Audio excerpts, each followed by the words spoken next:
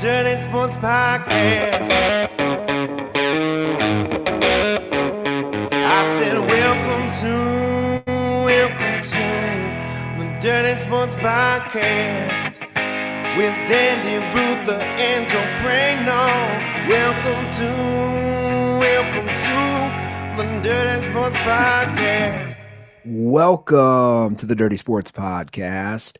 I'm your host, Andy Ruther, coming to you live from Cincinnati, Ohio, with my co-host from Port Hueneme, California, Joey No Chill Prano. Hello, Andy. Good Thursday evening sesh, huh? Good Thursday evening sesh. You know what that means. Little Thursday evening, little hangover, put them together. We got to break it out early. Oh, snap, the Miller Lite. I haven't drank, obviously, all day, but now it's like, nothing cures a hangover like nice, crisp beer. Little hair of the If dog. I was smart, the only thing I would drink in life is Miller Lite. It would be the only thing I would ever drink. And no matter what happened, because I do it. I drank Miller Lites last night at the airliner bar. We did the show. But of course, people getting excited. Let me buy you a shot. Next thing you know, I'm just too old. Too old for it, Andy. Yeah, man. It's undefeated. Mother time. Father time. Mother time. I don't know if that's a Rutherism or I'm tired, if combo of both. How come Mother Time doesn't get any love? Why don't we give any love to Mother Time? Mother Nature, Father Time. Yeah. It is interesting how one is maternal and one is paternal. Yeah. One is life, the other is death. Yeah, that's true. So you got after it last night, huh? Yeah, not too bad, but also just old, man. Just old. But we had a great show at the airliner bar. Super cool upstairs venue, super small, super intimate. Your boy Lachlan Patterson dropped in. Chris Fairbanks did a spot. He was great. Former guest of the show, Jonesy, hosted. All around good times. Now, will this be a recurring thing? I'm thinking monthly. To start. They do first and third Wednesday of the month. They do karaoke. So right now we're doing second Wednesday. In theory, a second and fourth Wednesday to counter program the Wednesdays against karaoke would be cool.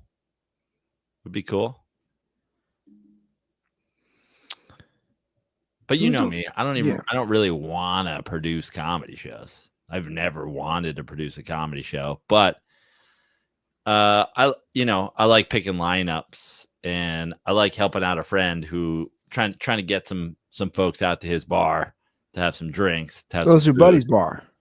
My buddy's restaurant. Yeah. So it's a restaurant, bar, both? Restaurant downstairs. Beautiful. It's a 102-year-old venue, and that's and it's been called the airliner, I think, like the whole time. He took it over, rebranded it, refreshed it. Bar and restaurant downstairs, awesome patio out back. Upstairs, a historic music venue where they used to have all kinds of shows, but it's a super tight little space. And so upstairs, just a bar. Downstairs, restaurant. Upstairs, bar. But the place is gorgeous. The whole thing is gorgeous. Patio is gorgeous. Downstairs is gorgeous. Upstairs is crazy. Miller Lites. Cans of Miller Lite at the upstairs bar. Beautiful. I just hope that being that it's a Los Angeles bar, Shohei Ohtani, he doesn't have any equity or any stake in this. Yeah, so keep me up. Catch me up on the Shohei Ohtani stuff. You're great on like you love a good like sports story. I love sports stories now. Oh, yeah. and we got a lot of them tonight. Good, because you I'm you know just like why? locked into sports, like sports news, but not like this. You like to dig into the story. Well, you know why, and we're going to discuss some NFL lawsuits because the mainstream. I know it's kind of cliche and hack to say that, but the mainstream media, mainstream sports media, so to speak, is not going to cover it because they have a relationship and partnership with these, like the NFL. So it's like they're not going to cover that lawsuit. Like now, this one obviously did get some traction. Ohtani, it's just interesting. Like this is now the second time that he's got something that's popped up. Shohei Ohtani and his agent Nez Balelo, I don't know how it's pronounced, are being sued by a Hawaii real estate investor for allegedly sabotaging a $240 million real estate project. So basically, this real estate investor and broker are suing Ohtani again and his agent, saying that they got axed from this $240 million luxury housing project development that was happening on the coveted Hapuna coast. So they brought Ohtani in to endorse. Like he's so basically they're developing this just luxury spot, right? The houses are listing for 17.3 million each. Ohtani was going to have a house. He was going to be there a lot. He was going to be like a pitch person, all those things. And they wanted him to be the branding guy, use his celebrity as obviously status of one of the greatest baseball players, yada, yada, yada. And basically they're saying that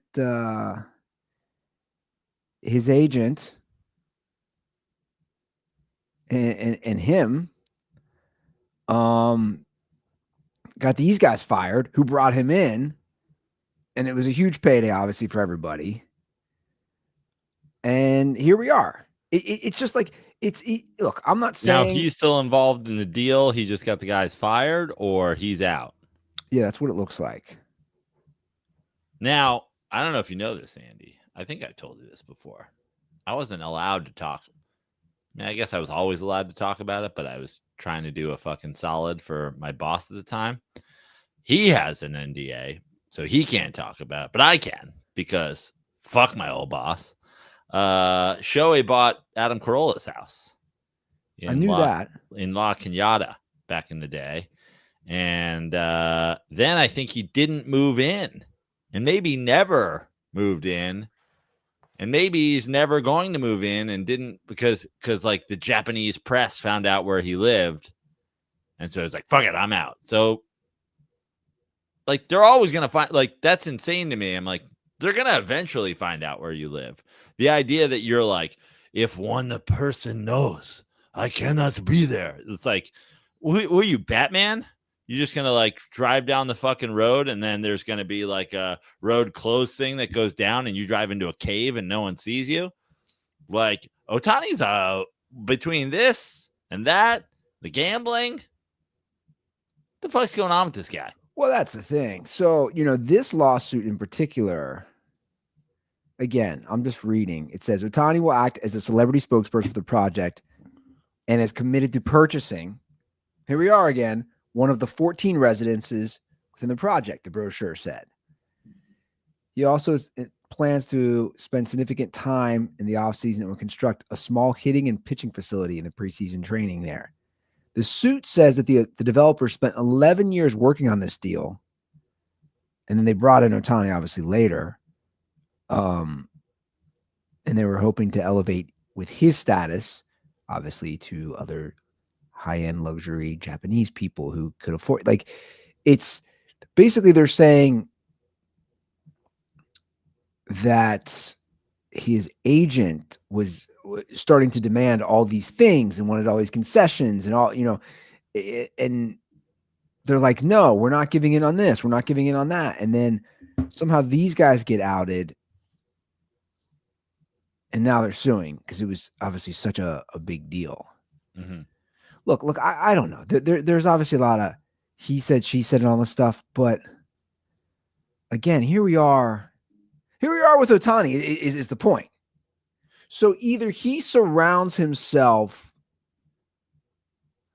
I think it's probably, I mean, there's obviously a couple different things at work here, but I think probably the gist of it in this and a lot of things is he's so fucking massive that there's Shohei Ohtani the person and there's Shohei Ohtani the brand, and he's probably got an entire essentially corporation of people that work for him, under him, whatever. And you just got to be fucking smarter if you're that big, and you can't, like, the whole idea of it is kind of, you know, like when you talk about how like Leonardo DiCaprio will never do like an ad, but he'll do an ad in Japan. Like, this is a very Japanese thing. Like, what do you mean you're the face of a real estate venture? Like, what the fuck? Like, name other athletes or celebrities who are the faces of real estate ventures in America. Yeah, I don't know. Me either. There's never like, you know, yeah, a bunch of guys have tequilas and a bunch of guys have sneakers and then whatever. And you're like, welcome to The Rock. And it's like the Rock's island of, you're like, what the fuck are we talking about here? It's a very Japanese move to be like, you'll be the spokesperson for $20 million Hawaiian homes. What the fuck are we talking about? And also, you signed a $700 million deal. Yeah. So like why my thing is, once you accrue that sort of fortune, I'm just like, I'm good. It's on the flat rate fucking, you're just a 700 millionaire, just straight up contract. But that's what I'm saying. That's no endorsements. It's nothing before this. That's what I'm saying. So for you, you're a billionaire, like straight up. Yeah, it's not even about money. It's to me, it's like you don't want to deal with shit. But like that's me. I'm just saying. So we say, oh, I don't want to deal with it. I got them. Like, I don't want to deal with it. And again, I don't know here. You know, this stuff I don't fully really understand. The suit accuses Ohtani and his agent of, what does this even mean? Tortuous interference and unjust enrichment. They say that they tried to undermine their interest, these two developers, in a second neighboring venture. The lawsuit says the case is about an abuse of power. The defendants used, I guess this is Ohtani and probably more his agent, used threats and baseless legal claims to force a business partner to betray its contractual obligations and strip plaintiffs of the very project they conceived and built. The other part of this and the Ohtani thing at this point is he's really bad at hiring people to work under him. Like the fucking translator is a gambling addict, the agent's a swindler, the fucking, like, what are we doing? Why don't you just hire like one dude to handle your shit, you know? So so I'm gonna go back to this thing with buying. I knew he bought Adam Carolla's house because I saw it on TMZ. Yeah. So he never moved in? That was supposedly the story because somebody, maybe it was TMZ or whoever, or the Japanese. Yeah, I literally saw the house. Right. Like, they had the house on TMZ. The Japanese press got a hold of it. Somebody got a hold of it. But like, then it was like, I mean, he bought it, but it was like, but he's not going to move in because now everybody knows where it is. And it's like, so what, dude? You're worth $700 million. Have a armed guard who. So is that now? I'm just curious. Is that now tied up? Did he actually go through with the sale? I think he went through with the sale but I'm not positive. But pretty sure he went through. I feel like I would know if Carolla got stiffed on the money because guys already got it. Guys already doing enough to fucking try to pay the bills these days. Shots fired. No shots fired there. I do find it all interesting with Ohtani. Again, like you're seeing a lot. How long until a former guest of our show is doing OnlyFans just to pay the mortgage? You know, double shots fired. That shit pays, by the way. You see some of these things, you're like, God damn, horny dudes. OnlyFans. You see some of these, you like see these news headlines. You're like, wow. Are any dudes on OnlyFans? I'm sure they are. I wonder if the gays are in there. Sure they are. Speaking of the gays, and not talking about the baseball team. 12. I saw this and I just laughed because, of course, all the people with their fake outrage. So 12 teams will now have male cheerleaders in the NFL, and of course, there's outrage. Because we get And then, and of course there's outrage. Now, what's funny is the people who are outraged are probably the type of folks, because I think we know that the parts of the world these people live in. Probably the type of people that also really get into college sports, maybe some SEC football. Guess what? 5,000 different schools at the NCAA level have had for 50 years. Male cheerleaders. Well, there's that part of it too. But because we've talked about it not at length, but we've talked about the show. We've laughed about the thought of, have we, or is this just me? We've talked about it, right? I always laugh at the thought of a grown woman being a cheerleader for an NFL team. It's just funny to me. Yeah. We've talked about it. I don't think we have, but okay. Yeah. I've talked about it with buddies and they agree. Like I always go, I can't get over it. Like, because you're never paying attention to the cheerleaders. And then always at some point, maybe during the game, I'll always be like, this is hilarious. That's like a teacher down there. What are you doing? Like my buddy and I, we always joke when we're watching games. Well, like, and when you say a grown woman, I don't think any of them are in their 30s. They are. Are they? Yeah. I mean, I know unless it's changed. Let me put it this way. Like the Cowboys are thing. When I was in college, this girl that I hung with for a minute was like a Niners girl or whatever. She was like 19, Well, and maybe it's changed. Okay. The average age of an NFL cheerleader is 25. Majority fall between 20 to 30. Yeah. So yeah, they're grown. They're technically grown, but you know what I'm saying. Yeah, but look. My point was, I always found it funny. Like a girl I went to grade school. Now this is the 90s. Yeah, her mom was a cheerleader. I always found that funny. Like, it's like, or the woman who's like the teacher. Like you're the third grade teacher. Anyway, my point was, I do find it funny because no one gives a shit. No one has ever given a shit, ever, about cheerleaders. So it's even funnier to me to care about the male cheerleaders. And conversely, the Rams started doing this early on. And I used to go to, obviously, those Rams games at the Coliseum. I used to lock in.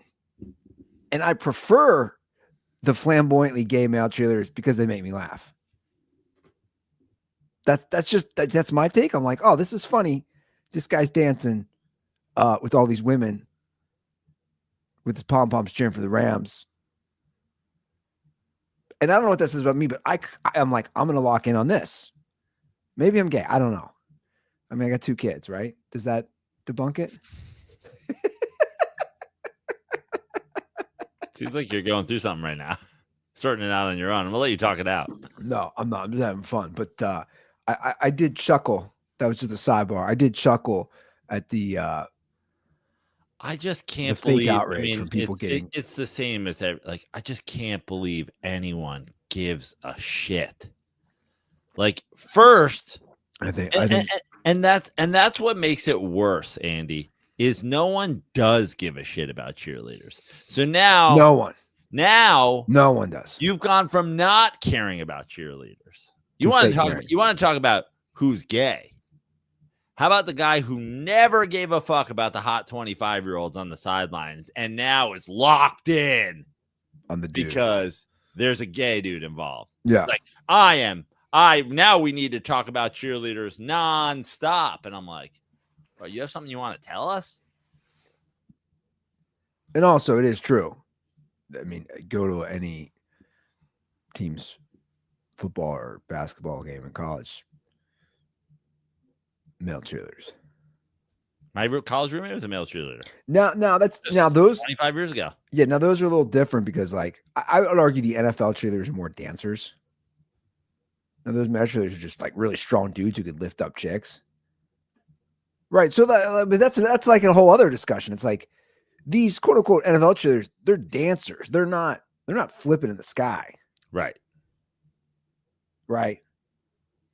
My brother's weed dealer was a St. Louis U male cheerleader.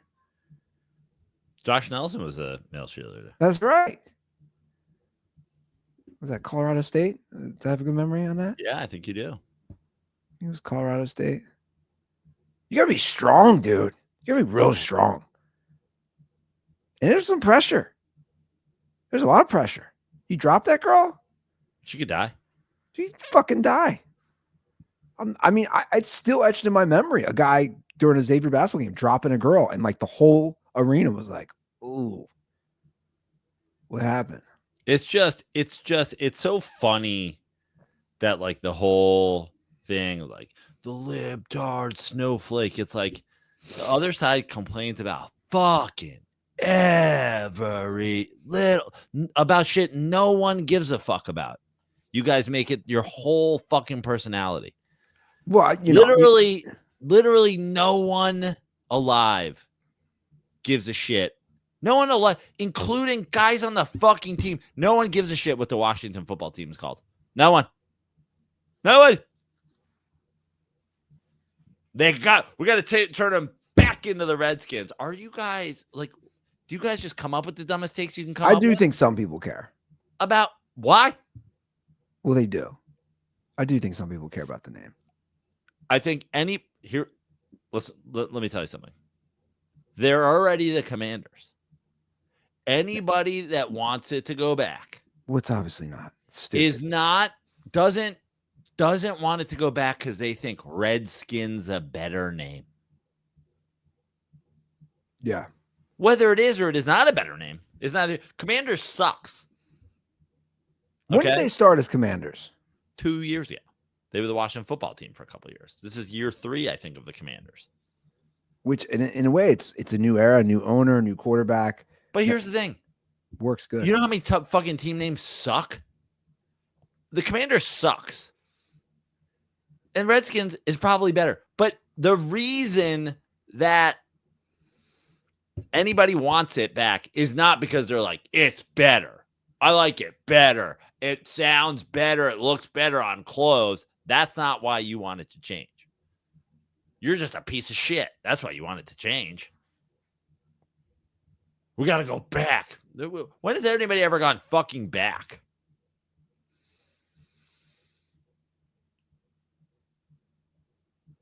Like in what? Like revisiting something, or like you changed the uniform, you changed the fucking name, you changed it. Like, well, there's throwbacks. They're not going to the Bullets. It's never happening. It's never fucking happening. They're never going to be the Bullets. Yeah. Wizards is weak. Sure, Wizards sucks, but it's the same damn city, Andy.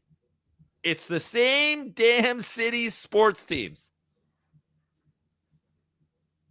Let me ask you something.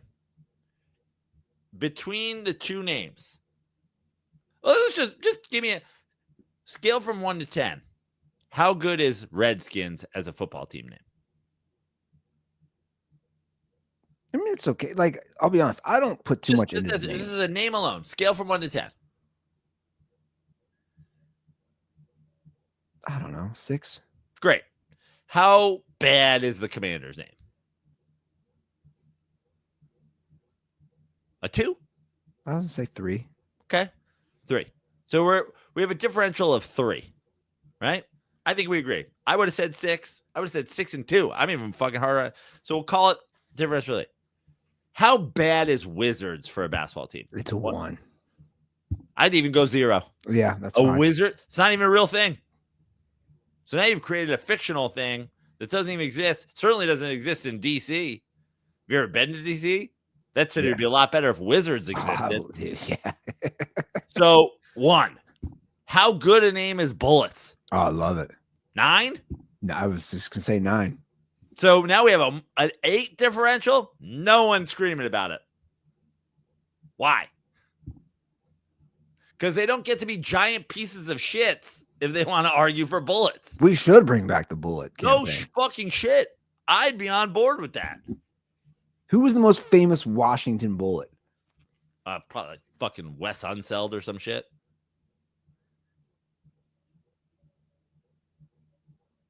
By the way, I don't hate. For the record, I'm gonna defend something for a second.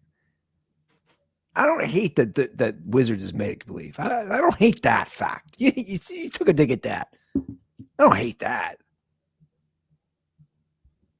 Okay. I mean, if a team was called the Dragons, it wouldn't bother me. Okay.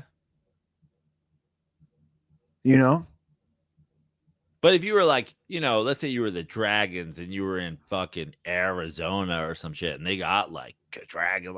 We're talking about fucking the Washington, D.C. Wizards. I don't know why. If you had a fucking hat and a magic wand and you fucking rode around on a broom and you fucking could make magic potions and turn frogs into fucking princes and shit like that, you live in Scotland. The nation's capital. Yeah, you live in Scotland. Yeah.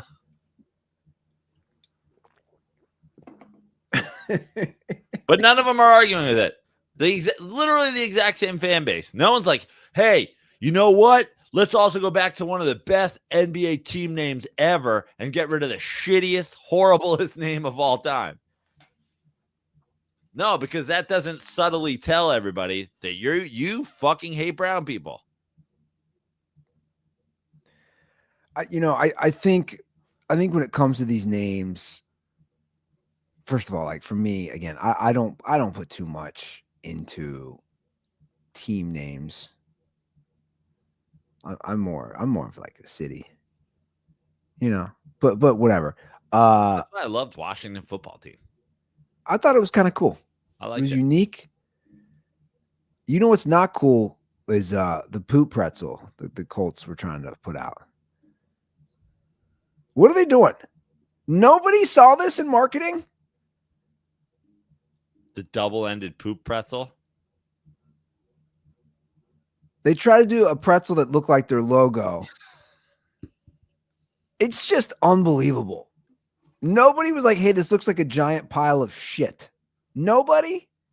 Wait until you see the Wizards pretzel that they made that look like the magic stick.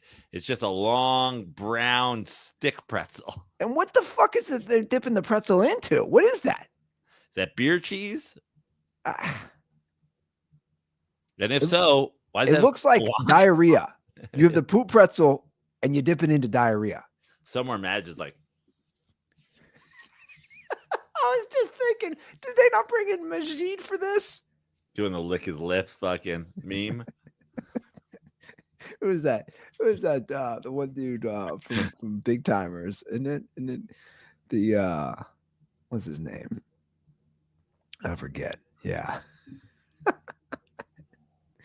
that dip looks like something that came out of my 7-month-old butt. Everything there looks like it literally the two things in this picture are the far ends of how your shits could be.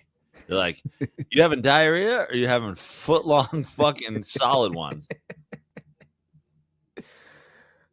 Bring in Andrew Luck, guys. Yeah. Bring in Andrew Luck. No one wanted to point out a long time of piece of shit.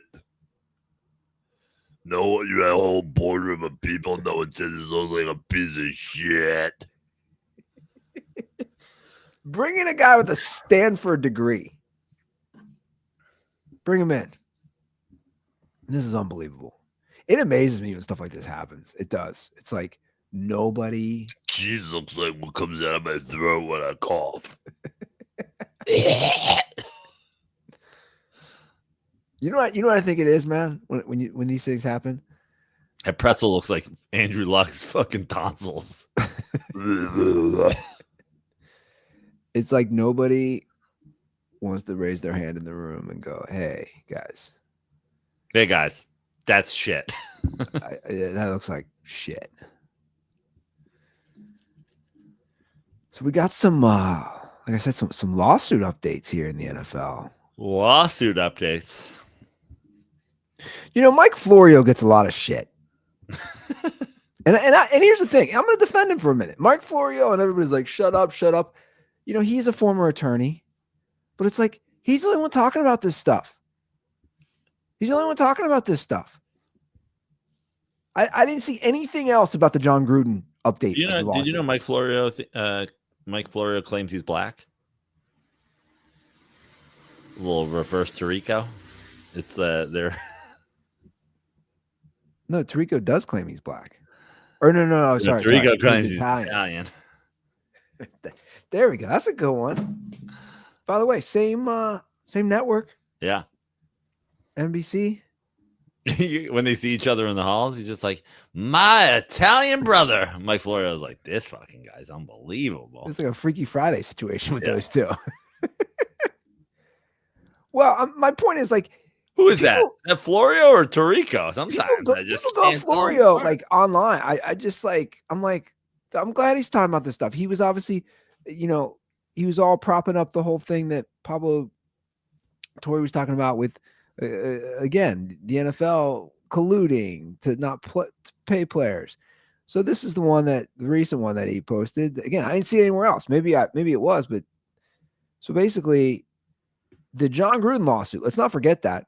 Speaking of the Washington Redskins, all right, guys, little trip down memory lane. Remember when all his emails were leaked?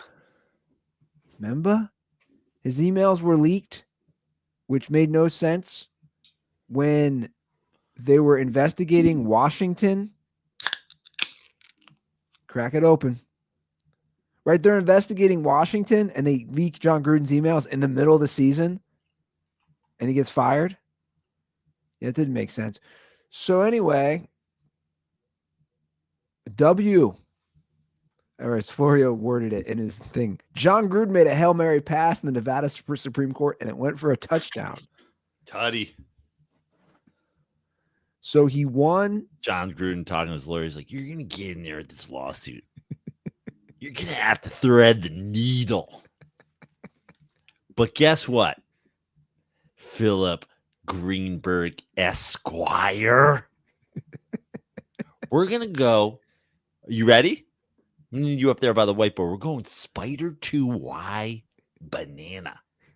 But here's what I'm going to have you do. When you go over the middle, you go into the Supreme Court. I want you to button hook around like you're the Colts diarrhea pretzel. I want you to come all the way back to the ball. And then you're going to hit him with a deposition like no one's ever seen. Because you're a grinder. So he won the initial case before it went to trial. Then the Nevada Supreme Court ruled that his civil lawsuit must be resolved through arbitration. And Gruden filed a motion for rehearing it before the full court. And they're ruling in his favor. So this is why this is important. If it goes to arbitration, we never know the bullshit, right? They go to arbitration, they settle. We don't get the deets, basically. And that's the other lawsuit with Brian Flores, which I'll get to in a minute. It's the same thing. It's like it goes to arbitration. The NFL, go away. I'm going to give you some money. But if these cases go to court, then we get the emails. Then we get all the back end stuff. But here's what's wild in this. You're going to love this when you read this. So basically, the Nevada Supreme Court ruled that or found that the arbitration clause contained, listen to this, in the NFL's constitution and bylaws is unconscionable and does not apply to Gruden as a former employee. Listen to what the NFL was trying to claim. The league tried to rely on broad language of its constitution regarding the commissioner's power to have full, complete, and final jurisdiction and authority to arbitrate any dispute that, in the opinion of the commissioner, constitutes contract or conduct detrimental to the best interest of the league or the professional football. So basically, the NFL is trying to claim that they can arbitrate their own case with Goodell. He's not even an employee in the NFL anymore. John Gruden isn't. The court explained the league doesn't have the power to alter its constitution whenever it wants to make arbitration cases unconscionable, is what the league was claiming. They can just change like what's written in their laws, their bylaws. kind of interesting. So the league will now appeal to the Supreme Court on this.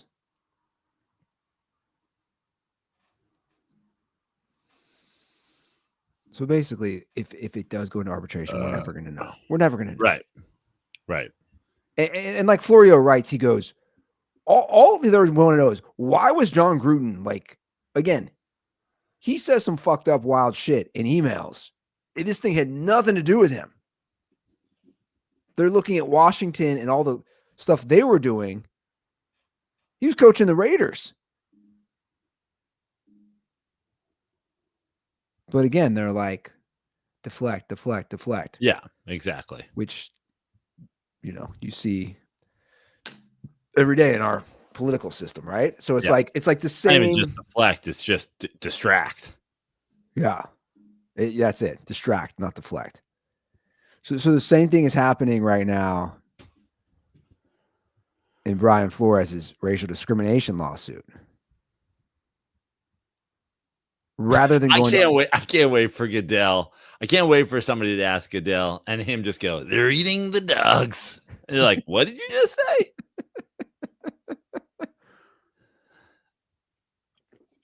They're like, we're pretty sure that your whole league's racist and that you're always protecting these billionaires and you're throwing coaches under the bus and whatever. And he's like, the dogs are being eaten. So, as a refresher on this, he sued, right, the league, saying it was rife with racism, particularly when it came to hiring and retention of black head coaches, coordinators, and general managers, and included some other black coaches were in the lawsuit. And again, it's the same thing. The NFL wants this to go to arbitration. They don't want stuff to come out. Whereas, like, people like me, I get off on this stuff. I'm like, I want the text. I want the emails. I mean, how many times are we going to say it? And people don't view it this way. The league is Succession, guys. It is. We both love that show. The NFL, I've said it time and time again. The NFL is like, you can't understate the billions of dollars, the billionaires that play here. It's the show Succession, but football's the business. But can you imagine the emails and text that Jerry Jones is sending? Can you imagine? I mean, yeah, and the thing is, Jerry Jones, I feel like Jerry Jones isn't even smart enough to send the emails and texts. Like, I feel like Jerry Jones only leaves the incriminating voicemail. That's a good point. Rod, it's me, Jerry. These blacks is out of control. He ain't saying the word blacks either. Yeah, exactly. He ain't saying the word blacks. Yeah. We're doing a dumbed down version of Jerry Jones. Yeah. They're out of control. I had to deal with one today at McDonald's. I was like, extra salt on the McGriddle. The guy looked at me like I was crazy. Just listen to what I'm telling you to do. I mean, look, I know they're pieces of shit. I'm still going to watch the NFL. I've said that time and time again. Look, I know, but I want to know what they're saying. That's, I just want to know. Listen, everybody, listen, again, I've been on this tip for how long now? Everybody says, keep politics out of sports, right? And everybody says, these are fucking private companies. Everybody can do whatever the fuck they want to do. If you don't like it, whatever. And here's what I say. If you took public funding to build your fucking stadium where all of this shit happens, I want to see it. I want to see it. Freedom of Information Act, motherfucker. You are getting government handouts. You are getting taxpayer dollars to, dude, could you imagine just like going down the street and then being like, I don't know, what do you guys have in Ohio? The Applebee's was built by fucking your tax money? Like, look at this brand new Applebee's. Why you always gotta go Applebee's? Whatever. Fucking, Chili's. Whatever. You're like, why is this Chili's? So why does this Chili's hold 70,000 people? You're like, I don't know. We got to pay fucking tourists have to pay 11% fucking resort tax now when they come to town, so we could pay for a fucking. And that's what everybody fucking complains about. When you go to Vegas now, everybody's like, what the fuck is a $50 resort fee? Well, the $50 resort fee is you're about to get your third professional sports team in fucking 5 years. Well, it's not working out well for the town to that much. Which this actually ties into my next point, because they just released the NFL evaluations, right? The estimated. Cowboys, of course, are top of the list. Estimated at $12.8 billion with a B, up 24% from last year. Listen to your top five. Listen to what they're valued at. Cowboys at $12.8 billion, Rams at $10.43 billion, your Giants at $10.25 billion, the Patriots at $8.76 billion, and the Niners at $8.6 billion. Even your bottom five, it's hilarious. Your bottom five teams. Shout out to the Bengals again being dead last. The Bengals are valued at $5.5 billion. I think that's low. I agree. I think they'd sell for at least $6 billion. I think they would. But I'll tell you what, people, you know this. People will be like, oh, well, they don't have that in cash, guys. They don't have that in cash to pay Joe Burrow and to fund the new stadium. They don't have that in cash. Like they're Brian or Stewie from fucking Family Guy. That's right, Brian. We can't pay him in cash. I don't know why I did that. I like him. I like the Browns family members looking at their owner. Brian, are we poor?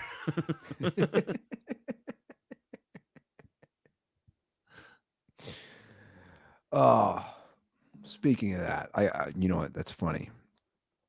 I think I took a picture. I wasn't even gonna do this from Dirty Sports. I was gonna give my buddy shit, but I gotta pull it up.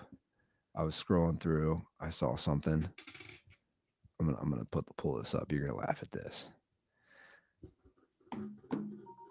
I saw this the other day. I was watching a video of like a clip of like the Bengals practice. Look at this shit. This is first of all, their bubble is such a joke. And then I was like, whoa, this is in the back. Like, I've never caught this because I don't really watch their practice. Let me know why I saw this. This is in the background of their bubble. Where is that? Hold on a second. Jesus. Yeah. Even their bubble. Why is their bubble not inflated? That's fucking too small. That's a shitty image. But so yeah, so this is the bubble. There's a little sign there. It's again, it doesn't look good here. Let me see if I can let me see if this will be better angle. Hold on a second. You're gonna die if you can't see this. A little sign that says AFC champion. Look at this. AFC champions. Up. Yeah. Look, it's all like it needs to be ironed out. 1981. I love that my Let's Go Mets fucking terrible towel or whatever it is on my wall is hung with more care than the AFC champions banner from the 3 times they made Super Bowl. I mean, look at this. Look how embarrassing this is, dude. This is in their bubble. This is AFC champions. It's just. I love the optimism. There's room for like 12 more years to go on there.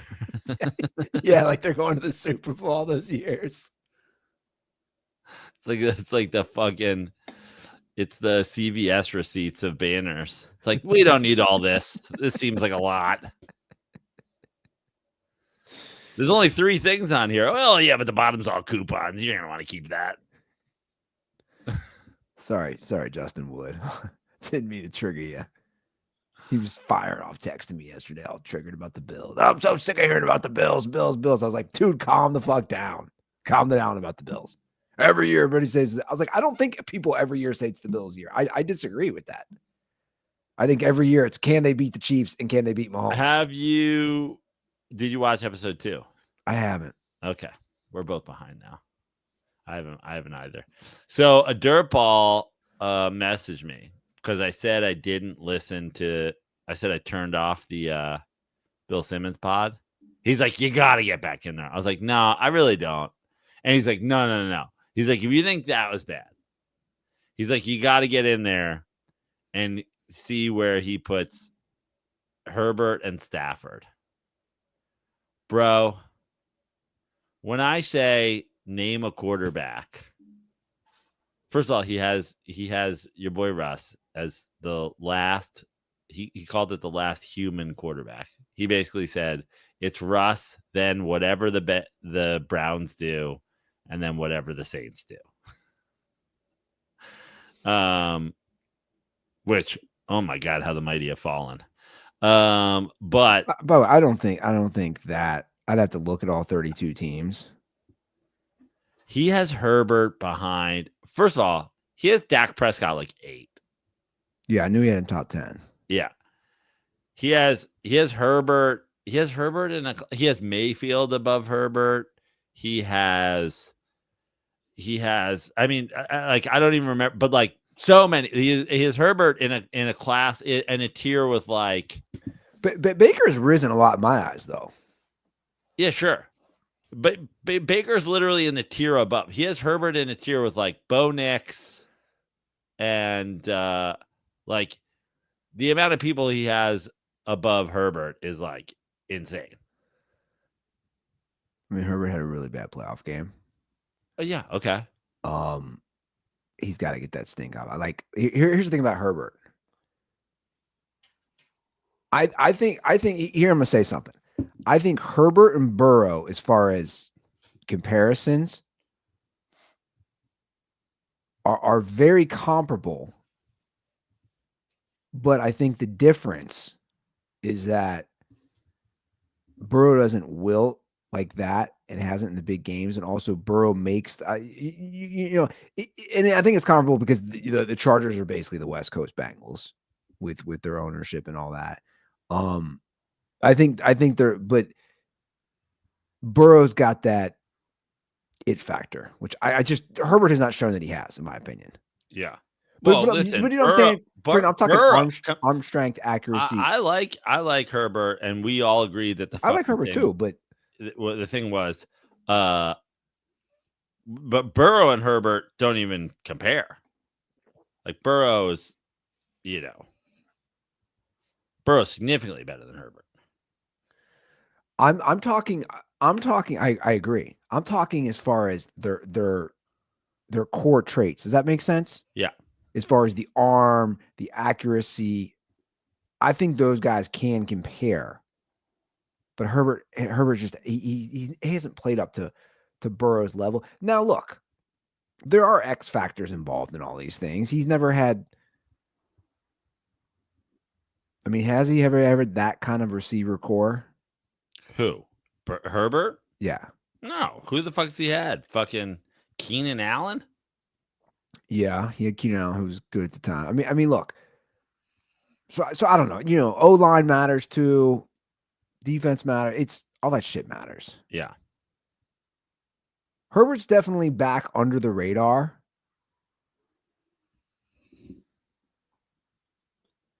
Dude, here's my thing. I'm pretty sure the group he had was Herbert, Tua, Kyler, Geno Smith, Bo Nix, Drake May, Sam Darnold. See, that's disrespectful. And Goff above him, Prescott above him. Stroud above him.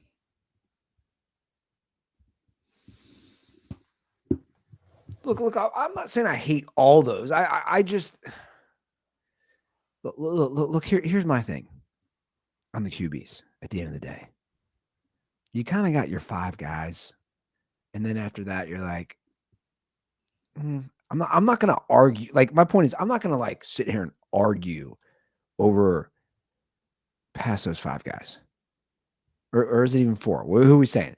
Mahomes, Allen, Burrow, Lamar. It's like after those 4, and then we're all going to agree. You know, we keep doing this. It's like Matthew Stafford, Jaden Daniels. Oh yeah, I think he had Stafford like just above. Like he had Kyler and Dak and Purdy and whatever, all above Stafford. That's insane. Now Stafford's hurt, Yeah, and that's fine, but healthy. let's not forget the Rams, and obviously it's Stafford's one position, but it's the quarterback. The Rams gave the Eagles the best game of the playoffs that the Eagles had. They were just shitting on everybody. That was a hard-fought game. You know, it's like Stafford's. He's one of those guys who's just, you know, he's disrespected. It's like he is and he isn't. You see executives, they put him up there when they do those anonymous polls, like we just said. My thing is this. Stafford had the ball on a drive, losing in the Super Bowl, took them down, got a touchdown. Joe Burrow got the ball back, didn't win. Like that shit matters. Sorry. Now, the O-line was garbage. Josh Allen had the ball with whatever to go against the Didn't Chiefs get it done. Didn't get it done. And that's my point. Is like Lamar Jackson hasn't gotten it done. And I know we shit on it. And you know, that's where like all of these things, all I want is consistency. All of this shit collapses when you're like, but Herbert hasn't gotten it done. It's like, has Lamar?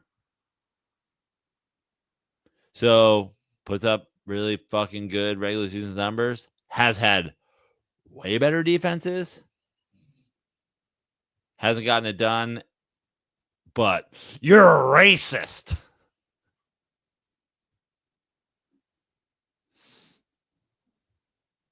And that's the thing. You got to get done in the playoffs. You got to get done on the drives. Like nobody looks back. Nobody ever is going to look back to the 13-second game with the Bills and Josh Allen. No one's putting that shit on Josh Allen. No one. For sure. But and even like let's go to that Rams Saints game. It's like that's a terrible missed call. Blah blah. The game does go into overtime. The Saints get the ball. I mean this again. I'm not trying to like shit on Drew Brees, but the point is the Saints get the ball to start that overtime. I don't know if you remember. Oh, I remember. Brees throws an interception. It's like. And then we have to watch Jared Goff do what? 3 points, 6 points, whatever it was in the fucking Super Bowl. It was 13-3. Yeah. And then we get to watch Jared Goff lay an egg last year against the artist formerly known as the Redskins.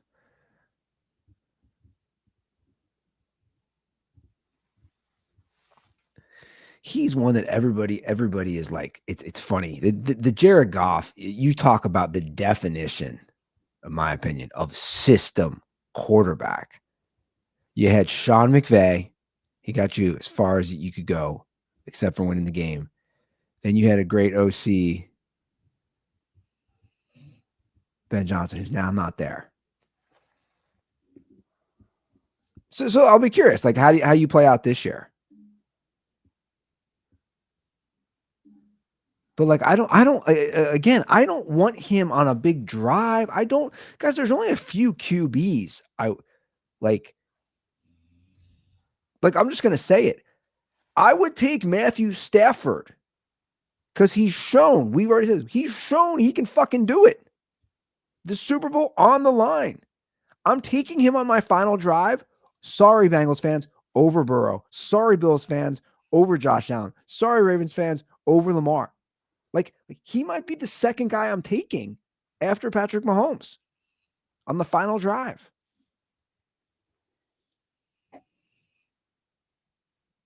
He's shown he can do it. I'm not saying he's better than those guys, especially at this state, at his age. But like, you've proven you can do it. And I don't even know if I would agree with you on those guys, but okay, I'm that's fair. taking him over Lamar Jackson. I'm taking him over fucking Jared Goff. I'm taking him over Dak Prescott and CJ Stroud. I'm taking him over fucking 25 quarterbacks in the league. Yeah.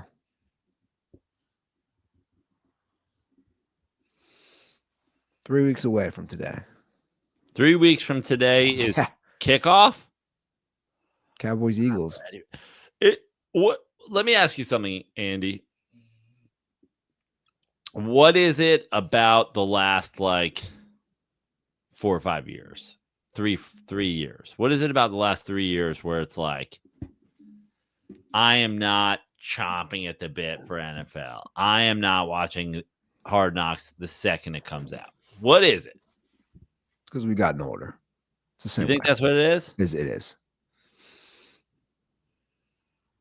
Like, I know for me, obviously, adding kids, I'm just like, you're just busier and just I'm the same way. I'm not chomping, but you also, like, for you, I don't know. You can tell me about the inner workings of the Ruther household, but you host this show, you do a bunch of stuff for brands that are, like sport. The NFL Sunday is still your fucking thing. I would assume that you get some sort of leeway on Sunday, like dad watches football. Yeah. So I would think that there's some sort of you must be looking forward to it in some sort of well, I don't have to take the fucking kid to fucking the water park on Kings Island or whatever the fuck it is on yeah. Sunday. Look, I look forward to it. I also like it because with technology, it's been made easy. Right. So let's say I got to be with the kid doing something. I can literally split 4 games on my phone. You know what I'm saying? Like that's something I realized last year was great. And I'll realize even more this year, especially having like a baby where it's like, oh, she's not fully asleep. And I got her and she's got the other kid and you're rock. You know what I'm saying? Like I can watch games while I'm rocking it. Like last year, I remember vividly, Isla's getting a bath. Dude, I got the game on my phone. I'm basically watching it. I'm in here, but technology's definitely made it easier. But yeah, you look forward to. I feel like when I was I feel like not that, but here's the thing. I feel like not that long ago. And maybe, I don't know. I feel like 2017 or whatever. I was like, football's around the fucking corner. Well, here's what I will say. I won't sit there and watch shitty games. I'm just gonna be honest. Guys, if there's a blowout on Monday Night Football, in the past, I'd watch that shit. I'm going to bed. Well, we've learned this about 40-something Andy Ruther with the NBA games. If you turned off an NBA game, this is about to be a fucking. You're like, well, that next game's over. And then the next episode, I'm just on here with a gun in my mouth. You're like, I wasn't watching. How did it feel? Do you think any of this has anything to do with the Giants projected to win 4 or 5 games? I'm a Rams fan, dog. Also, I think the Giants are going to be better than people are thinking they'll be. What does that entail on a 17-game schedule? I mean, what it entails is probably me even more unhappy because nothing worse in the world than being mediocre, right? Yeah. 7 wins.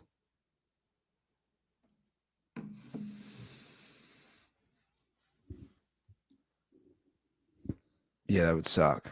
Yeah, no shit.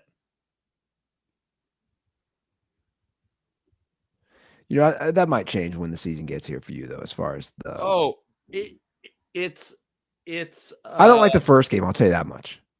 the Thursday thing. I just normally I do. I don't like Eagles Cowboys. I am so cowboyed out. I'm so cowboyed out. Like at this point, I've enjoyed, and I know they didn't win it, but I've enjoyed the Chiefs starting the season off. That was a great game last year with Baltimore. Listen, when NFL's here, I'm stoked about it. It's just it's great. The thing about the NFL that's different for me from baseball and basketball less so, because I do I watch Mets games. I don't even fuck with Sunday Night Baseball anymore because what do we, I honestly I fuck more with Friday Night Baseball on Apple TV than I fuck with Sunday Night Baseball because ESPN's such a goddamn train wreck. But baseball is my sport that is very my team driven. I watch a lot of teams in the NBA. I watch all the NFL games. Like, you're not going to catch me on a random fucking Wednesday. Yeah, if I'm sitting in front of the TV and we're like, I'll put on Suns T-Wolves because it's the TNT game. And then my wife will be like, you want to watch this thing? And I'll be like, she's like, this isn't the Knicks. I'm like, yeah, it's fine. Like, I'll put it on. But like Thursday night football, Monday night, like I'm watching Monday Night Football.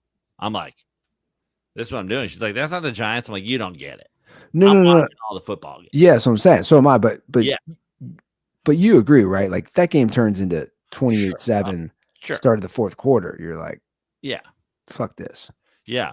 But my point about is I'll be excited when the season's here. But if you told me right now, you're saying the lead up. If you told me right now, you're 3 weeks out from today, 3 weeks from today, the NFL starts. For this is like, you don't have to, we're not going to pay you. There's no reward for doing this. It's not a punishment or anything like that. Snap your fingers. You can make it 6 weeks. I'm doing it. I'm making it 6. In a way, because I got to be involved, I'm not ready for all the involvement I got to be. I'm not ready for all the football. I'm not, Yeah. And maybe I say age. I don't think that's the case for most people who are like diehard on their team. I mean, people are so turned already. So turned. I had a Zoom meeting and I was like, "What? I just don't know why people do this." They started off and one of the girls goes, she goes, "So what do you think about the Bengals this year, Andy?" I just go, "You guys really want to do this?" I go, "You want my honest opinion?" She goes, "Yeah." So just get, it's me and all women marketing stuff. And listen, it's here. I know your plight, but I'll just say this way. I feel the exact same way when I sniff out a casual. And yeah. And I'm like, I don't. So I said, I don't want to talk about this with you. I know. Although owning casuals can be fun too. But but I'm not trying to own, again, somebody I work with. I'm not trying to own this person. So it goes, "Well, what do you think?" And I said, I could tell everybody's just like waiting for me to talk. And I go, "Well," I don't think they win more than 10 games. She goes, "Really?" I go, and obviously she is a casual. She's not. I said, they went 9-8 last year and they brought back the exact same roster, basically. So yeah, I don't think. And then she goes, "Well, they won their last 5 regular season games." Oh yeah. against a lot of bad teams. Yeah. And every year they lose their first 4. So yeah, what the fuck are we talking about? I'm like, and then she goes, you'll love this. She goes, this is like classic Cincinnati fan. She goes, just Cincinnati sports fan. Just the bar is just so pathetically low. I go, yeah. I go, I think they can make the playoffs. But I go, I don't see higher than 10-7. That's just where I'm at, and I'll stay that way. And she goes, wow, I'm more optimistic. She goes, and then I go, I don't think they win a playoff game. She goes, I'm more optimistic. I think they make the playoffs. And I looked at her and I go, see, this is my problem with the Cincinnati people. I said, you have a generational talent at QB. And the bar is now make the play. I go, the bar has to be win the Super Bowl. They've already been in the Super Bowl with Joe Burrow. Well, I don't think they'll do that. I'm like, yeah, exactly. Exactly. Like, I don't know. I just think, but again, that is, you could sense that optimism, like in that question, like, what do you think is going to happen this year? You know me. I like history too. Like with franchises across sports. If you haven't shown you can continuously be competitive, continuously be good. And again, that's why like the Chiefs are weirdly under the radar again. It's bizarre. Like all these things. I think I'll get way more into it by like a few weeks in. I agree. But like, again, I hate the Eagles and Cowboys. I don't hate the Eagles. I hate the Cowboys starting it off. It's like I don't want to see Jerry Jones' fucking face. You fucking old fuck. I don't want to see your douchebag looking kids' faces, your grandkids. Like, they all have punchable faces. I mean, it's great. For a 80-year-old guy, Jerry Jones is a punchable face. That's crazy to say. Like, you have a punchable face and you're a senior citizen? You were like, I'm talking, I like the Chiefs kicking us off. I like Chiefs have some punchable faces in their owner's box too. I'm not gonna say names because we got fucking sponsors and shit, but there's some people up in those boxes I wouldn't like to punch them in the face, but I'd like to see somebody punch them in the face. No, I feel you. You're not some of the actual owners. They have punchable faces too. But let's be honest. Most NFL owners have a punchable face. I don't like the Bengals owner. Just like he's just a dinosaur. I'm like, I don't want to punch him. I don't think he has a punchable face. He's got like a welcome to Walmart face. When was the last time you were in a Walmart? You want to, bro? How about this? How about fucking this? I was just thinking when you said it. This is not a joke, Andy. I've probably been in Walmart less than 12 times my whole life. It's just not, that's just not. It's not an LA thing. It's not a New York thing either. We have a Walmart here that's 1.3 miles away. Oh, wow. Yeah. Close. So last 2 weeks ago, whatever, I don't remember when it was, a month ago now, 2 weeks ago, some shit like that. Yeah, it was probably 2 weeks ago. My wife gets migraines, which don't get me started on fucking migraines. But she was going to do a thing. She was going to get her nails done with a friend or whatever.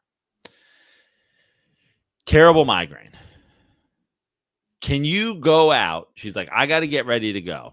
Can you go out and get me Excedrin migraine relief or whatever, or Motrin migraine? Like that's very like the Tylenol migraine. Like I want the one with the migraine relief.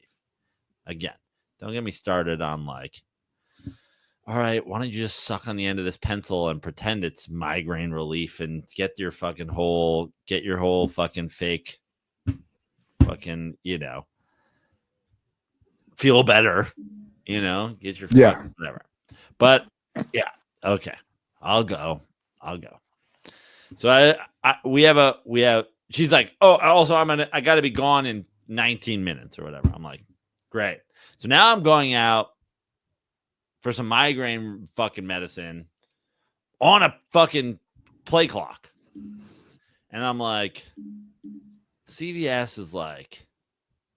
that I always go to is like 1.4 miles away. So I was like, do I just go with the devil I know? I go a little bit further. But then I'm like, I did a joke last night about it. I was like, shopping at CVS for me is like shopping at Zillow. I was shopping on Zillow. It's just me touching glass and being like, if only I could figure out how to get this. Because there's nothing, only candy is available without having to have a store member come and open a fucking glass case for you so that you can get it. Meanwhile, no one works at CVS. Like they're like, here's the fun thing about CVS. You check yourself out. So we have no employees, but also you need an employee to open a fucking glass. So I was like, fuck it. I'm going to Walmart pharmacy, right? Walmart pharmacy, going in. I go to Walmart for the first time in, I don't know, a decade. I get there. I've rushed out of the house. I've forgotten my wallet. But that's okay, because who needs a wallet these days? I got a phone with literally all 4 of my credit cards loaded into my fucking Apple Pay. Get my migraine relief medicine. Get in the self-checkout line. We don't take Apple Pay.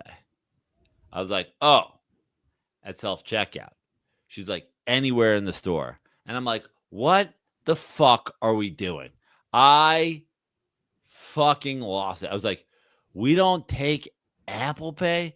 She goes, well, you can use Apple Pay if you use the app and then you check out on the app. It'll give you a barcode to scan. I go, great. Fuck, this is going to be fucking amazing. Walmart app won't load because fucking Wi-Fi is shit in the store and there's no fucking service. Then when I do get the Walmart thing, it's like, we got to fucking send you a text message to confirm this is you. But the text message and I literally took my migraine medicine, and thank God Walmarts have 30-foot ceilings. I threw it directly in the air and I left. And I was outside in the parking lot before the Excedrin fucking migraine relief came down. And I called my wife and I was like, listen, you're just not getting medicine before you go out. Just fucking, I don't know what to tell you. She's like, what happened? I was like, I just tried to Walmart for the first time in forever. And I mean, I go to the lady, I go, hey, how about this? I got the deal of the century for you. She's like, what? I go, Excedrin migraine, $6.99. She's like, yeah. I go, I'll Venmo you $15 if you pay for it for me. Oh, I can't do that. I'm on right now. I was like, on what? Methamphetamine? Just fucking, like, what are we talking about here? I can't. All right, fine. How about this? Can you catch? 30 feet in the air. I'm in the fucking parking lot. I'm not fucking doing this anymore. And then I was livid walking out of that place. Was the greeter polite to you at least? No fucking greeter. No greeter. Greeter. Security, though, because fuck. It's the only job you can have these days. Watching shit no one wants to buy. So you're not going back to that Walmart? I will never be in a Walmart again. It'll be another 10 years before I go into Walmart. Worst decision ever. Should have gone to CVS where I would have had to learn to crack a safe to get fucking candy corn. It's gonna be like the Italian job. Yeah. Which is funny because I used to always go to that CVS in Marina Del Rey. Now I don't like ever going to CVS. It's funny, dude. I went to the CVS in West Hollywood, or I guess it's West Hollywood, right by where Cedars is. When my wife she got surgery on her pacemaker. So then I had to go there. And when I say the whole store is behind fucking plastic and glass and shit like I mean everything. Everything. You want an ice pack? You want Advil? I was like, whoa. What does somebody do with a bottle of water? Like if they steal it from me? Like, what are we talking about? So you go in and then you can press a little button. And then an announcement comes over the loudspeaker. And they're like, customer needs access in aisle 5. Customer needs access in aisle 5. And I'm like, okay. So I wait there for like 3 minutes. No one shows up. Press it again. Customer needs access in aisle 5. I go up to the front. I was like, hey, no one's coming to aisle 5 to let me into the fucking medication, fucking Advil situation. What's the guy got to do to get into the fucking Advil? She's like, oh, just go and press the button. I go, you're just fucking with me, right? For the last 10 minutes, the only thing that's been in this store is my announcement that I need help in aisle 5. She goes, just fucking go wait there and press the button and somebody will be there. I go over there, press the button. Customer help in aisle 5. No one. So now I go, all right. Let's just break some shit, right? So then I stick my hand under the thing and I'm like, I'm getting Advil. 3 seconds into it, security, hey, what are you doing? I go, how about this? You go find the person that opens this and then I won't steal it. And he's like, well, are you trying to steal it? I go, no, I'm just trying to get somebody's attention and you're the only person that works in here. He's like, I'll be right back. And then like comes back with some fucking other person. What do you need? Shit from a pharmacy? Like fucking what? Like you just open the goddamn case. Yeah, it's ridiculous. I need the diarrhea meds. Now, who cares? I'm about to shit on your floor. Just open it. You got Miller Lite right there? Yeah, thank God. Yeah. The only thing that's keeping me sane. Keep me sane these days. Pull up a Miller Lite, it's a late night. Not late night there, but it's a night pod. Well, a lot of people just drink the Miller Lite. A lot of people don't know it also works. It's just like, ooh, feels good on your skin and a hot summer day. It's like a cold press. You see that in commercials back in the day. You did. Guy just hits, bro. Very 80s. It's that time of year, man. August. It's that time of year to cool down with a refreshing light beer. The OG. Taking that sip, looking around the grill. You're like, well, what I got on tap tonight? Maybe some burgers, some steak. Maybe the Andy Ruther special. The jalapeno cheddar bratwurst. Yeah, I remember you saying that. Been into those. Got more of those. Guys, Miller Lite is Miller Lite season, so to speak. I mean, it's always Miller Lite season, but we got football season coming up, Miller Lite season. We got grill season, Miller Lite season. We got the whole year, 50th anniversary to celebrate. Now, Andy, I'm about to send you something really quick because we've talked a lot about the best Miller Lites there are. And I've always argued ball game Miller Lite, day ball game Miller Lite might be number one on my list. Barbecue Miller Lite, very high on the list. Shower Light, extremely high on my list. Football game on the couch Miller Lite, very high. But does this jump all of them?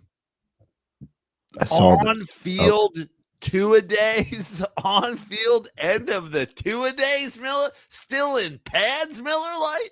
Now, as I assume everybody can imagine, did not extend my football career long enough that I was of legal drinking age. And I don't think my high school varsity coach would have appreciated it very much if the senior class broke out some Miller Lites. But my goodness, these guys, members of both teams on the field in August, post-practice Miller Lite, post-August football practice, still in pads, Miller Lite might jump all of them. Who we got? What teams here? I think maybe the Eagles? The Eagles and the Bucks. Is that the Bucks? The Browns? The Browns or the Bucks? I think it's the Browns. Browns? I can't, dude. I have done a lot of great picture football practices in my day. I started playing tackle football at like 8 years old, and I quit playing at 18 years old, 17 years old.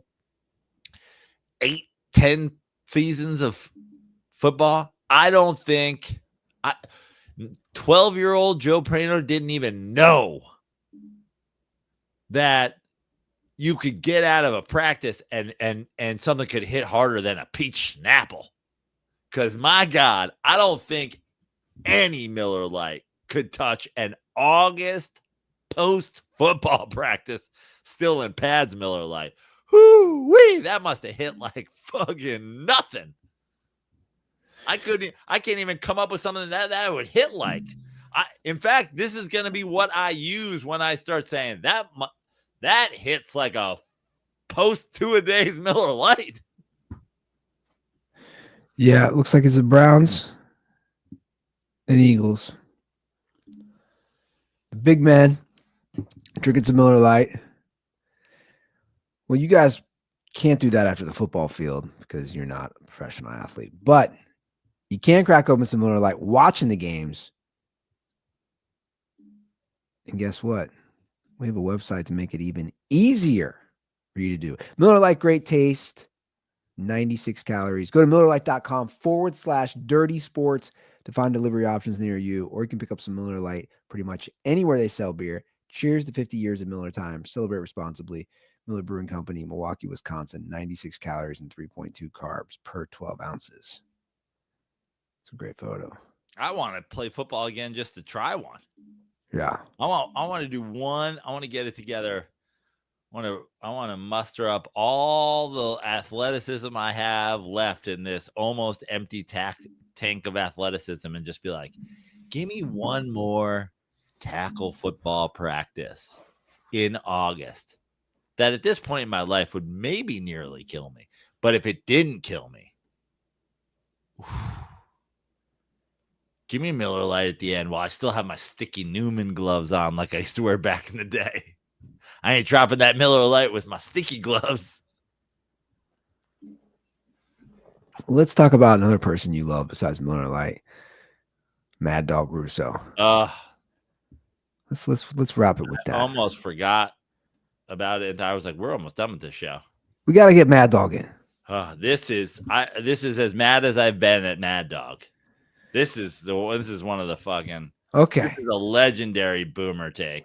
So Pete Alonso became the all-time home run leader for your New York Mets in franchise history. And what your boy had to say about it. About Pete Alonso, I cannot believe the big deal people are making about Pete Alonso being the franchise record holder now for home runs. He passed Darryl Strawberry last night. Nobody in Metville that I know, and I know a lot of Met fans, after a stretch where they've lost 11 of 12 and have allowed the Phillies to bury them in the NL East. Now we're going to make big deal about Alonso's home run? And I love Gary Cohen. Did you hear this call? This is a little over the top. Can we play it, please? Let's just pause right there. Yeah. Imagine the audacity of this man accusing anyone in the world, anyone in any form, in any capacity of being over the top. Just imagine that. You are a complete. You're the only reason anyone knows who you are is because for going on 50 years, you've been over the top guy, Mikey. That's it. You're about to go over the top about someone going over the top. I also love, we talked about it last episode with like ESPN. It's like you got the two football guys, and then it's like I don't understand what's going on here. You have Peter Schrager there, and then you have what's his name, black dude. Anyway, I'm forgetting it. I'm blanking out his name. But the point is, he does NFL. So like, I don't even know why Mad Dog's here. Like, they're talking baseball. They got NFL guys. Like, what is happening here? What is happening here? Can we play it? Can we play it? Yeah, we're playing it. Pete drives one to deep right center field, headed back toward the wall. It's out of here! Out of here! Pete Alonso stands alone. The polar bear on his own private iceberg. Pete Alonso, the most prolific home run hitter in New York Mets history. You can't even tell me what the home run record was before this nonsense. Let me say something. Very good. They just put it on the screen. And also, it's not even that over the top. He's not even over the top. He's just calling a game for his team. He called it, and then this guy went 700% more over the top and being angry. I don't even know! What the? You're like, calm the fuck down, dude. Why do you look at his face? He's such a douche. He's such a douche. I have to close my window just so I can do a toned down impression of this fucking windbag without bothering my neighbors. This is ridiculous. And by the way, if the Mets love Alonso so much, why did they pay him? Charlotte just came in and said, Was that you? He was a free agent. They didn't want to pay him a nickel. He bounced around all over the place, and then he came back basically with his hat out. Please sign me. And then you saw what the Mets are doing tonight. Now, hold on. Pause it. Let's pause again. He bounced around all over the place. He's played for one team his whole fucking career. He bounced around all over the place. Just his whole season alone. He was a Marlin. He was a Blue Jay. He was a Giant. I don't understand. They made a call. It wasn't ESPN. No, that's what I'm saying. It wasn't Apple TV. It wasn't Scott Van Pelt on SportsCenter taking his cock out and fucking jacking off. It was the Mets home broadcast on the Mets cable network. Do you know how many teams play on SNY? The Knicks don't play on SNY. The Giants don't play on SNY. The Jets don't play on SNY. The Yankees. One team, one professional team plays on the regional sports network. The New York Mets. The Mets home broadcaster on what is essentially the Mets cable network went to like Gus Johnson's gotten more excited for preseason touchdowns.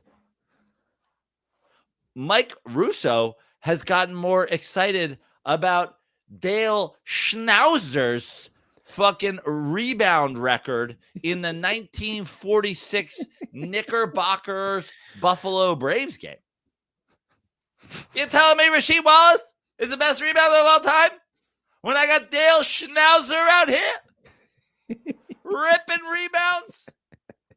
I don't think so, my guy. This guy is you want to know what's wrong with just fucking everything?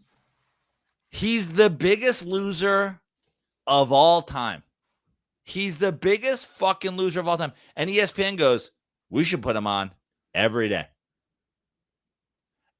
Who? The biggest loser of all time. Every single day. We should let, what kind of, he must have his own ChatGPT type of fucking. He must have a supercomputer where he feeds it money, where like he takes the $100 bills that ESPN pays him, and he feeds it into this machine, and he goes, "Give me the worst fucking take that you could possibly come up with today."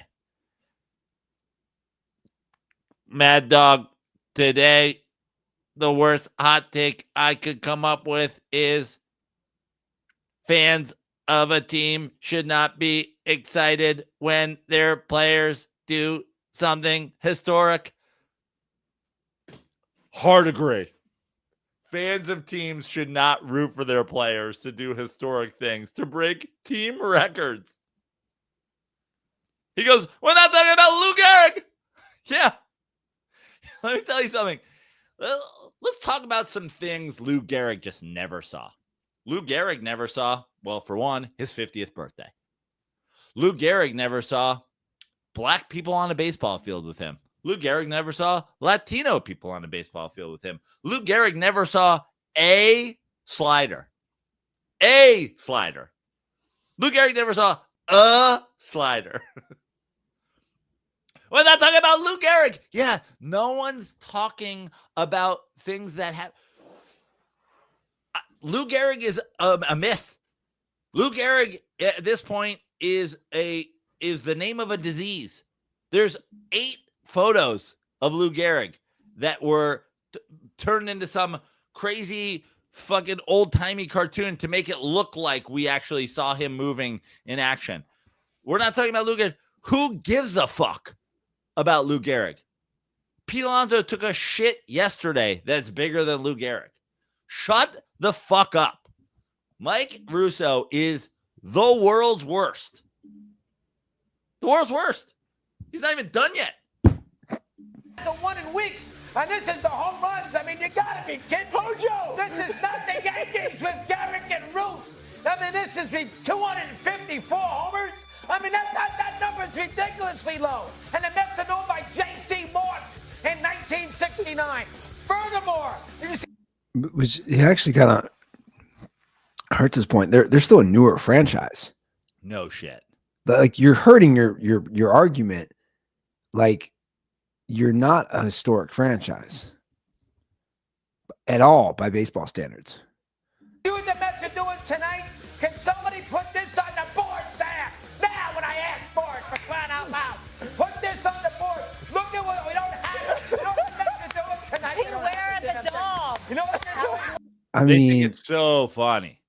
they're This faking is ESPN. it. This is the worldwide leader in sports. They're faking it. That's a worldwide leader in sports. It's Louis Riddick and Peter Schrager. They put out a release late last night. Make sure if you go to the ballpark tonight, you get to your seats early for a special presentation with Pete Alonso. What? That's in August. You chill by 6 games. Nobody cares, the Met fan, about some stupid home run record who the Mets themselves wanted nothing to do with last year. They didn't want to re-sign him, for crying out loud. Oh my God, it was, and I love Gary. I hate to do that. Ice polar bear and an iceberg. I mean, really now? That 250. This is not Henry Aaron against Al Downing. Let me just say one thing. Pete Alonso has 254 major league home runs for the same major league franchise. And Pete Alonso has 254 more home runs than Mad Dog Russo has ever hit at any level of baseball, including in the backyard with his dad, where his dad was like, "I'm going to pitch it, and then you're going to run around." He hasn't hit one ever in a real game. I'm not talking about Little League. I'm not talking about T-ball. I'm not talking about fake exhibition.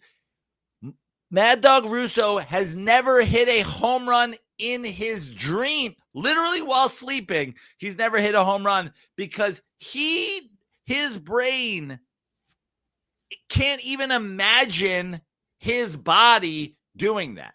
So in even a fantasy world where he goes into full REM state, he's fucking flying dragons through castles. Love it. He's riding unicorns. Even in that state where anything is possible, he's never hit a home run because the human brain will not allow that fucking piece of shit to even imagine what it would be like for him to hit a home run bat to ball, because he doesn't know what the feeling of making contact in any sort of athletic capacity feels like. What a complete loser. Well, it just doesn't make sense unless he's just all theater and he's faking it, because again, this is them celebrating their own franchise record. You know what I'm saying? It's like they're celebrating their own guy by their hometown announcers. It's like, well, of course they are. Do you want them to just not care? What? Like, it's weird. It's bizarre. It's unbelievable how much of a fucking loser that dude is. He's the biggest loser in the history of the human race. He's pretty insufferable to be on TV. Russo is the only child of Anthony Michael Tony Russo and Vera Molly Russo. This is not a joke. This is not a joke. An Italian couple from Queens had that kid, looked at him and was like, no more. We cannot do that to the world. Look at him. Look at his stupid fucking baby face. All the kid does is bitch and whine. The kid turned 3 and they were like, I'd rather kill myself than have another one. He's like, you call this a bottle? You call this a bottle? Molly?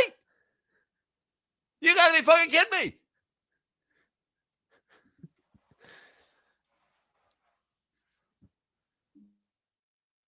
me. He's the biggest loser of all time. Number one. He is to losers what post 2-a-day Miller Lights are to beers. The world's biggest fucking dork loser. This isn't Hank Aaron against Al Delling. Guess what? No one knows what the fuck you're talking about. I have no that clue. shit happened 1,000 years ago. Yeah. You were still suckling on Vera Russo's titties when that shit happened. No one gives a shit. And he's the reason among And many. ESPN's like, give him a whole show. That's what I'm saying. Let's have a segment called Beware of the Fucking Dog. Imagine. He's one of the many ESPN personality reasons why when that shit is on, again, when I go to my gym in the locker room, I head straight to the locker, put my shit in, and head straight out. I never stand, never watch. I don't care. I just don't care for bad takes. It's ridiculous.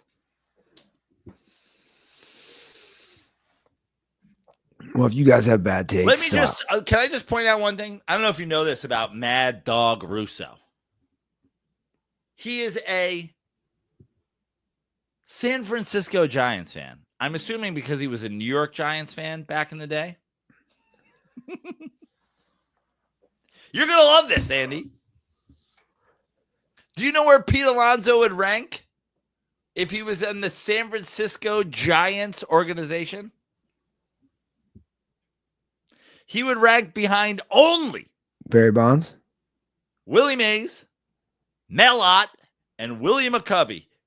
he would be ahead of Matt Williams. He would be ahead of Bobby Bonds. He would be ahead of Will Clark. He would be ahead of Jeff Kent. He would be ahead of Buster Posey. He'd be ahead of Brandon Crawford, Kevin Mitchell. He would be the 5th leading home run hitter in a franchise that has a much longer and much more storied history. I bet if Matt Williams walked into that studio, Chris Russo would put his cock in his mouth. He'd be like, "It's Matt Williams! Matt Williams here! Matt Williams, I'll suck your fucking cock, Matty! Third baseman for my San Francisco Giants. I want to taste what you taste like, Matt." Oh, man. Put on a ball cap, put on a number 9 jersey, and come in my mouth, Matty Williams. Pete Alonso has more home runs than him. And guess what? Mike, Pete Alonso's going to pass Willie fucking McCovey. Suck my fucking dick, you fucking loser. On that note, we do have a hotline, 859-832-0478. Give a shout. Yeah, shout us out. JoeParano.com for shows. I'll be in Irvine, the Irvine Improv on Thursday of next week, opening for good friend Rocky Dale Davis. I'll be at the Hollywood Improv next Friday for good friend Nate Craig, former guest of the show, Nate Craig's album release party. So I'm on that show. So yeah, come see that. JoeParano.com for shows. Got a bunch coming up. Word. All right, guys, that's a show. Thanks for listening. Thanks for watching. And we'll see you guys on Monday. Almost midnight here. Oh, it is. It's midnight. Made it to Friday. All right, guys. Have a great weekend. Happy And as first always, Saturday, Andy. That's right. Stay dirty.